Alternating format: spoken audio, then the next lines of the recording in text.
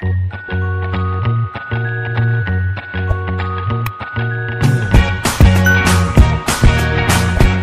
Student, welcome to Unite Classes. तो आज हम क्या करेंगे, आज हम देखेंगे format of journal. Format of journal मतलब हम जनरल एंट्री जो हमने अभी तक पढ़ा, अभी तक मैंने क्या पढ़ा था आपको, गोल्डन रूल्स ऑफ अकाउंट पढ़ाए थे और मॉडर्न रूल्स ऑफ अकाउंटिंग पढ़ाए थे।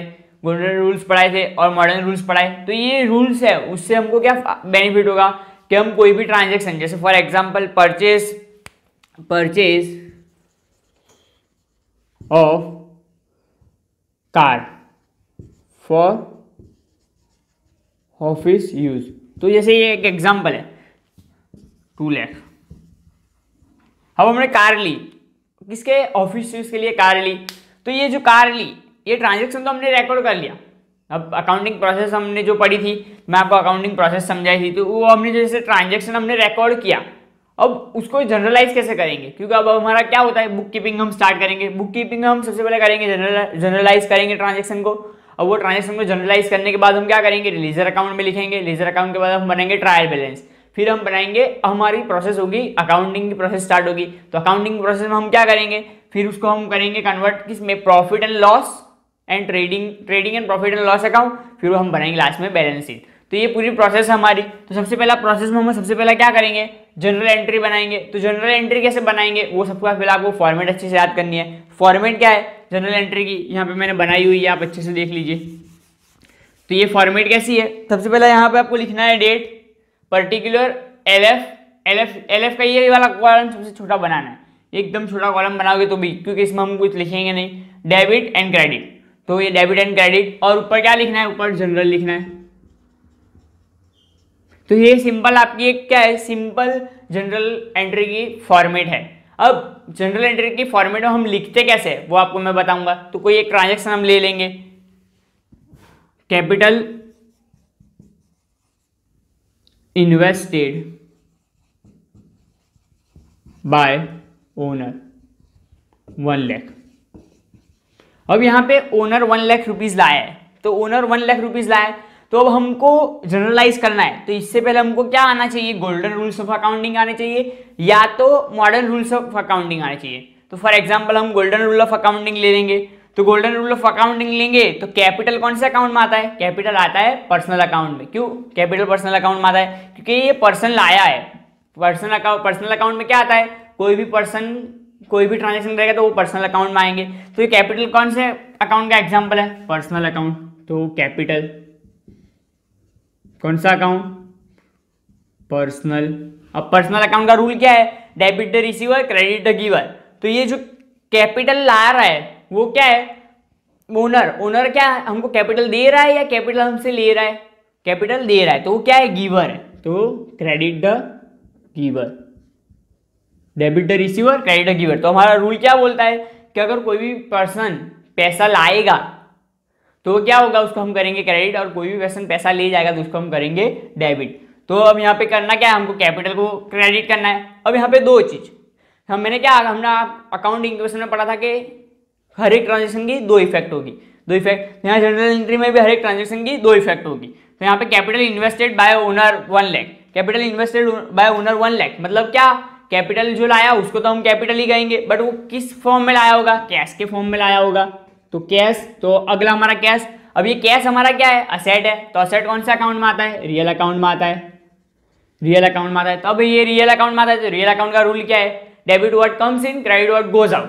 तो असेट क्या हो रहा है, असेट बिजनेस में आएगा तो हम उसे करेंगे डेबिट, अगर वो जाएगा बिजनेस के बाद तो हम उसे करेंगे क्रेडिट। तो कैश क्या हो रहा है, कैश बिजनेस में आ रहा है, तो कैश बिजनेस में आ रहा है तो debit what comes in, debit what comes in. तो ये वाला रूल, तो हम इसको क्या करेंगे डेबिट। अब हमको ये मिल गया कि डेबिट कौन सी चीज को डेबिट करना है, कौन सी चीज को क्रेडिट करना है। तो हमने किस में पढ़ा था, कॉन्सेप्ट में पढ़ा कि हर एक ड्यूअल एस्पेक्ट कॉन्सेप्ट था कि हर एक ट्रांजेक्शन के 2 इफेक्ट होंगे। तो एक चीज को डेबिट और एक चीज को क्रेडिट करना है। तो अब उसको लिखेंगे कैसे, मैं आपको वो बता रहा हूँ। तो सबसे पहले डेट लिखनी है आपको। तो फॉर एग्जाम्पल डेट 2020 जून 1, ये हमारी डेट हो गई। तो अब इसको कैसे लिखेंगे मैं आपको बताऊंगा। सबसे पहले हमको कोई भी ट्रांजेक्शन हम सिंप्लीफाई करें तो उसको क्या सबसे पहले करना है, सबसे पहले हमको डेबिट वाला ट्रांजेक्शन पहले लिखना है और क्रेडिट वाला ट्रांजेक्शन बाद में लिखना है। तो यहाँ पे मैं लिख रहा हूं cash account debit to capital account. अब यहाँ पे इतना आपने लिख लिया। अब अमाउंट क्या होगी, अमाउंट क्या होगी, कैपिटल कितना लाया 1 लाख, तो यहाँ पे 1 लाख डेबिट की साइड पे 1 लाख और क्रेडिट की साइड पे 1 लाख। तो ये सिंपल क्या है, ये सिंपल है कि हमने ट्रांजेक्शन लिखा। अभी ट्रांजेक्शन अभी कंप्लीट नहीं हुआ, क्यों कंप्लीट नहीं हुआ, क्योंकि अभी ये ट्रांजेक्शन का प्रूफ मतलब हमको नीचे उसका नरेशन लिखना पड़ेगा। नरेशन लिखेंगे तो यहाँ पे हम लिखेंगे नरेशन, तो उसको ब्रैकेट में लिखेंगे। अब उसमें आप बीइंग भी यूज कर सकते हो या तो बाय भी यूज कर सकते हो, दोनों में से कुछ भी आप लिख के नरेशन स्टार्ट कर सकते हो। अब नरेशन कैसे लिखना है, नरेशन सिंपल ऐसा लिखोगे कि भाई owner bring cash in a business, owner bring cash 1 lakh in a business. तो ये हमारा नरेशन खत्म हुआ और एक छोटी सी लाइन बना देंगे। अब नेक्स्ट ट्रांजेक्शन फिर से यहाँ से स्टार्ट होगा। तो मैं आपको एक दो ट्रांजेक्शन और बता रहा हूँ, तो आपको क्या होगा, ये पूरी फॉर्मेट अच्छे से पता चल जाएगी। अब देखिए जो भी हमने क्रेडिट किया उसको मैंने कैसे लिखा है, to capital account. To capital account मतलब क्या, मैंने डेबिट की, डेबिट के लिए तो मैंने लिखा cash account debit to capital account. अब हमारे जो भी हम डिवाइड करेंगे तो उससे क्या करेंगे, हम उसके क्या करेंगे, अकाउंट बनाएंगे, अलग अकाउंट्स बनेंगे। तो ये जब जनरल एंट्री हम पूरी लिख डालेंगे तो उससे अलग अलग अकाउंट क्रिएट होंगे और बनेंगे लेजर अकाउंट्स। तो मैं आपको भी आगे पढ़ाऊंगा। तो ये सिंपल आप समझ लीजिए कि कैश अकाउंट डेबिट, क्योंकि डेबिट जो आया तो मैंने उसको क्या लिखा, कैश अकाउंट डेबिट। और डेबिट हमेशा किसको टच करके लिखना है, LF की लाइन को टच करके लिखना है। और टू कैपिटल अकाउंट। तो ये सिंपल आपको एक ट्रांजेक्शन मैंने बताया। अब ये ट्रांजेक्शन समझ लिया, अब मैं आपको एक दो ट्रांजेक्शन और बताऊंगा तो क्या है आपको अच्छे से ये पता चल जाएगा।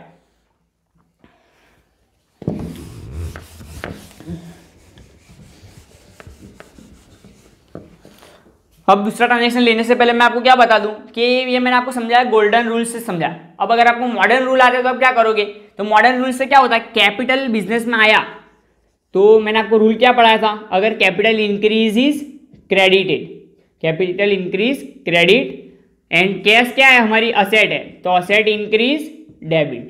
तो ये रूल था, असेट इंक्रीज डेबिट और asset decrease credit, capital increase credit and capital decrease debit. तो ये रूल था हमारा। तो कैश अकाउंट तो हमने क्या किया, कैश को डेबिट किया और कैपिटल को क्या किया, क्रेडिट किया।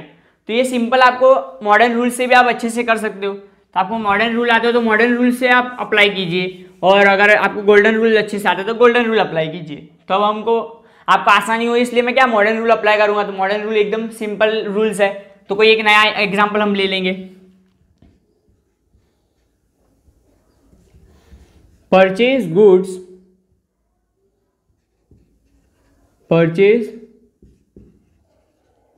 For cash 10,000। अब 10,000 रुपए के गुड्स परचेज की। अभी एक एग्जाम्पल है और सेकंड एग्जाम्पल हम लेंगे, सेल्स गुड्स फॉर 5,000 कॉस्टिंग 3,000। अब यहाँ पे मैंने दो एग्जाम्पल लिखे, एक क्या है, एक परचेज का एग्जाम्पल है, एक सेल का एग्जाम्पल है। तो अब हम पहले सबसे पहले देखेंगे परचेज का एग्जाम्पल। तो परचेज क्या है, हमने गुड्स परचेज किया। तो कोई भी गुड्स परचेज करेंगे या तो कोई भी गुड्स सेल करेंगे तो हम कौन सा अकाउंट बनाएंगे, परचेज के लिए हम परचेज अकाउंट बनाएंगे। ओनली गुड्स, असेट्स के लिए स्पेशल हम असेट्स का नाम लिखेंगे। फॉर एग्जाम्पल यहाँ पे मैं आपको बता दूं, अगर मैंने लिखा है कि परचेज गुड्स तो यहाँ पे मैं कौन सा अकाउंट क्रिएट करूंगा, परचेज अकाउंट। कौन सा अकाउंट, परचेज अकाउंट। बट ऐसा होता कि परचेज फर्नीचर तो मैं कौन सा अकाउंट क्रिएट करता, फर्नीचर का अकाउंट क्रिएट करता। तो कभी भी कोई भी गुड्स परचेज या तो सेल करेंगे तो उसके लिए हम purchase account and sale account बनाएंगे। तो सबसे पहला हमको यहाँ पे आइडेंटिफाई करना है, दो चीज़ें आइडेंटिफाई करनी है कि कौन कौन सी ट्रांजेक्शन में जाएगा। तो परचेज अकाउंट बनेगा एक, तो क्यों, क्योंकि हमने गुड्स परचेज किया है। तो पहला तो परचेज अकाउंट। फिर नेक्स्ट क्या है, कैश में। तो यहाँ पे हम करेंगे बात कैश की। अब परचेज क्या है हमारा, इनकम है, एक्सपेंस है, क्या है ये नॉमिनल अकाउंट में आता है, इनकम एक्सपेंस। या तो आप मॉडर्न रूल्स लो तो इनकम है या तो एक्सपेंस है, तो ये हमारा है एक्सपेंस। तो अब एक्सपेंस बढ़ेंगे तो ये परचेज किया मतलब हमारा एक्सपेंस बढ़ा। तो अगर एक्सपेंस बढ़ेगा या तो एक्सपेंडिचर भी बोल सकते हो, एक्सपेंडिचर बढ़ेगा तो क्या होगा, एक्सपेंडिचर बढ़ेगा तो डेबिट। और कैश क्या है, हमारा असेट है, तो असेट का रूल क्या है, असेट बढ़ेगा तो डेबिट, असेट कम होगा तो क्रेडिट। अब यहाँ पे क्या हो रहा है, कैश जा रहा है बिजनेस से और क्या हो रहा है, गुड्स आ रहे हैं, मतलब क्या, गुड्स आ रहे हैं, मतलब परचेज, एक्सपेंस हमारा बढ़ रहा है, मतलब हमने एक्सपेंस किया, उसकी वजह से हमारा 10,000 कैश गया। तो 10,000 कैश गया, उसका हमारा रूल क्या बना, परचेज अकाउंट डेबिट हो रहा है और कैश अकाउंट क्रेडिट। तो अब उसको कैसे लिखेंगे वो आपको मैं बता दूं, परचेज अकाउंट डेबिट। अब यहाँ पे समझिए ट्रांजेक्शन सेकंड को हुआ था, तो अब हमको बार बार 2020 जून लिखने की जरूरत नहीं है, अब सिर्फ हम लिखेंगे डेट। अब परचेज अकाउंट का क्या था हमारा, purchase account debit to cash account. अब हम यहां पे लिखेंगे narration, being goods purchase, being goods purchase, और एक लाइन बना देंगे। तो ये वाला ट्रांजेक्शन हमारा खत्म। अब कितने के परचेज किए, तो हम यहाँ पे लिखेंगे 10,000। देखो यहाँ पे मैं डेबिट के सामने डेबिट के कॉलम में लिख रहा हूँ और क्रेडिट के सामने क्रेडिट के कॉलम में। अब लास्ट एग्जांपल दे के फिर ये अपने वीडियो खत्म करेंगे, और ये आपको अच्छे से फॉर्मेट याद करनी है। तो सेल्स गुड्स फॉर 5,000। अब यहाँ पे क्या बोल रहा है कि गुड्स सेल के कितने के, 5,000 के, बट वो थे कितने के, 3,000 के। तो अब यहाँ पे 3,000, यहाँ पे तीन चीजें है, तो आपको अच्छे से क्या समझना है, सबसे पहला तो है यहाँ पे सेल्स, तो यहाँ पे मैं लिख रहा हूँ सेल्स। अब सेकंड क्या है, सेल्स, फिर यहाँ पे गुड्स सेल क्या, मतलब हम सेल्स अकाउंट बनाएंगे तो एक सेल अकाउंट बनेगा। अब सेकंड क्या है, 5,000 कैश में, मतलब 5,000 रुपए का कैश, तो कैश की बात हो रही है। और थर्ड यहाँ पे हमने कम दाम के थे उसको ज्यादा दाम में बेचे, मतलब 3,000 के गुड्स 5,000 में बेचे, मतलब यहाँ पे हमको हुआ है प्रॉफिट। क्या हुआ है, प्रॉफिट। तो यहाँ पे प्रॉफिट, तो यहाँ पे प्रॉफिट हुआ है। अब हम बनाएंगे 3 अकाउंट, तो यहाँ पे देख लीजिए, सबसे पहला सेल्स अकाउंट, सेकंड है कैश अकाउंट, और थर्ड यहाँ पे हमने प्रॉफिट की भी बात होगी, तो यहाँ पे हम देख लेंगे क्या है, तो कैश अकाउंट बनेगा और थर्ड यहाँ पे प्रॉफिट का एक अकाउंट, P&L अकाउंट बन जाएगा हमारा। तो अब इसको कैसे लिखना है वो आप समझ लीजिए। सेल्स क्या है हमारे लिए, सेल्स है हमारे लिए इनकम, तो अगर इनकम होगी तो हम क्या करेंगे, क्रेडिट करेंगे। तो इनकम होगी तो हम करेंगे क्रेडिट। अब कैश हमारा असेट है, तो असेट क्या है हो रहा है, यहाँ पे बिजनेस में आ रहा है, अगर बिजनेस में असेट बढ़ेगा तो क्या करेंगे हम, डेबिट। अब यहाँ पे प्रॉफिट हो रहा है, प्रॉफिट मतलब हमारा मुनाफा है, इनकम हो रही है हमारी ये भी, तो इनकम बढ़ेगी तो क्या होगा, क्रेडिट। अब क्रेडिट, तो यहाँ पे मैं लिख रहा हूँ क्या, सबसे पहला लिखूंगा डेबिट। मैंने आपको बताया कि सबसे पहले हम लोग को लिखना है डेबिट का ट्रांजेक्शन, कैश अकाउंट डेबिट, ये रब करके लिख रहा हूँ तो अच्छे से पता चलेगा आपको।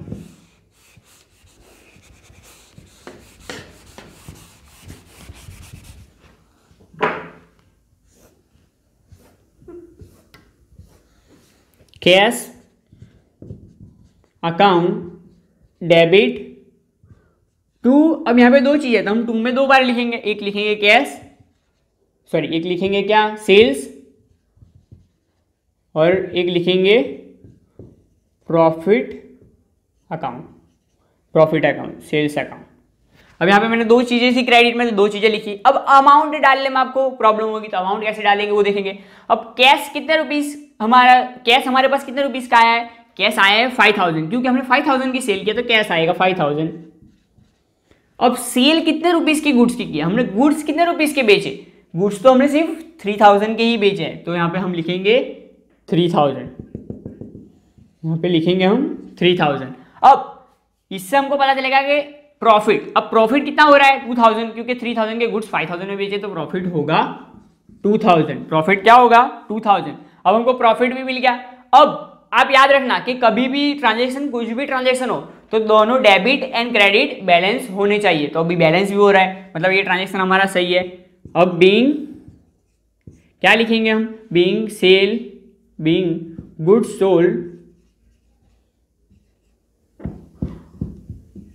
Sold for 5,000 costing 3,000। अब ये नरेशन लिखना क्या है, जरूरी है, कंपलसरी है। क्यों कंपलसरी है, क्योंकि नरेशन से पता चलेगा कि ये ट्रांजेक्शन किसके बारे में है। क्योंकि हर ट्रांजेक्शन देख के हम बता नहीं सकते कि ट्रांजेक्शन किसके बारे में। तो नरेशन होगा तो जब भी अकाउंट ऑडिट के लिए कोई भी अकाउंटेंट आएगा तो उसको पता चलेगा कि नरेशन किसके बारे में। तो आपको ये सिंपल फॉर्मेट याद रखनी है, और ये फॉर्मेट में मैंने जैसे बनाया वैसे ही आप यहाँ पे 2 लाइन यूज करोगे, और एक में डेबिट लिखोगे आपने रुपीज, क्रेडिट एंड रुपीज। अब क्रेडिट या डेबिट आप चेंज मत करना, इंटर कॉलम चेंज नहीं कर सकते। ये जो फॉर्मेट है वैसे ही फॉर्मेट आपको यूज करनी है, और यही सिस्टम में आपको लिखना है। मैंने आपको 2 एग्जाम्पल या तो 3 एग्जाम्पल मैंने आपको बताया, तो आपको ये अच्छे से अब याद कर लेनी है।